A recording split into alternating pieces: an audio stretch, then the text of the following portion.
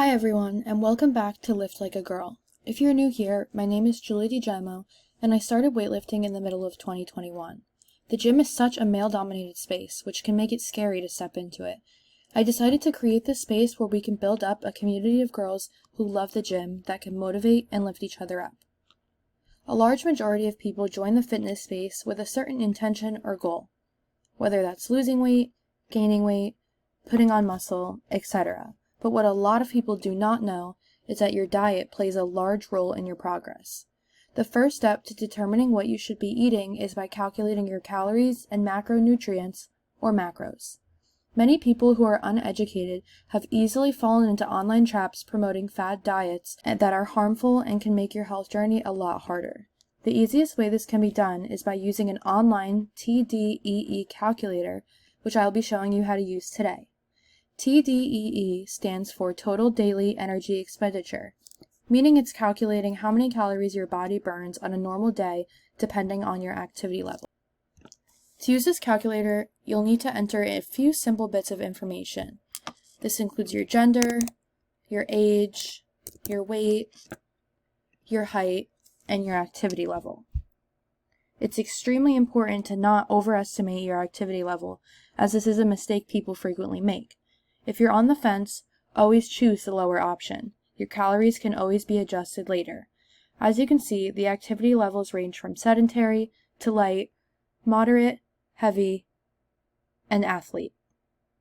If you are just starting out your fitness journey and are weightlifting in the gym 3 to 5 times a week, I would recommend you select moderate exercise. Once you input your values, you'll be provided with your maintenance calories, aka the calories you can consume each day to maintain your current weight. Once you have this number, you can then calculate your surplus or deficit. The TDEE calculator gives you all the tools necessary to do this. The typical recommendation for a surplus or deficit is 500 calories, which will cause you to gain or lose 1 pound per week. So if my maintenance calories were 2,396 and I wanted to lose weight, I would eat 1,896 calories a day. Inversely, I would eat 2,896 calories if I wanted to gain weight. These amounts can be adjusted to fit your needs, and it's recommended to ease into this change rather than jump right into it. For example, I would slowly up my calories by 100 each week until I reach the 500 calorie surplus. In doing so, my body is able to adjust to the increase in calories over time rather than drastically changing them in one day. Finally, the last step is to calculate your macros. Arguably the most integral macronutrient is your protein. It is integral for muscle growth, which is needed whether you are cutting, maintaining, or bulking. If you're cutting your calories, a lack of the proper amount of protein will result in muscle loss. Rather than losing body fat, your body will burn through your muscle instead. Additionally, protein is of course important when bulking in order to put on a proper amount of muscle rather than only gaining body fat when in a surplus. A typical rule that can be followed for calculating protein intake is anywhere from 0.6 to 1 gram of protein per pound of body weight. For sustainability purposes, I would recommend starting at 0.6 grams per pound if you're not used to consuming a lot of protein. From there, you can increase it to 0.8 grams. You will most likely not need to consume 1 gram per pound unless you're bodybuilding.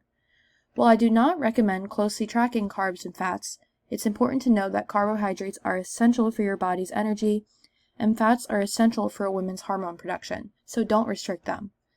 The biggest piece of advice that I can offer to girls who are new to fitness is that everything should be taken in moderation. Fitness is not easy, but it is simple. The simple equation is calories in versus calories out. As long as you are burning more than you're consuming, you'll see progress. Restriction leads to unsustainable diets and will ultimately harm your progress more than help it. I hope I was able to help at least one person with this tutorial. If you found this to be helpful, please feel free to send this to your friends in the fitness space and visit my blog for even more health and wellness tips.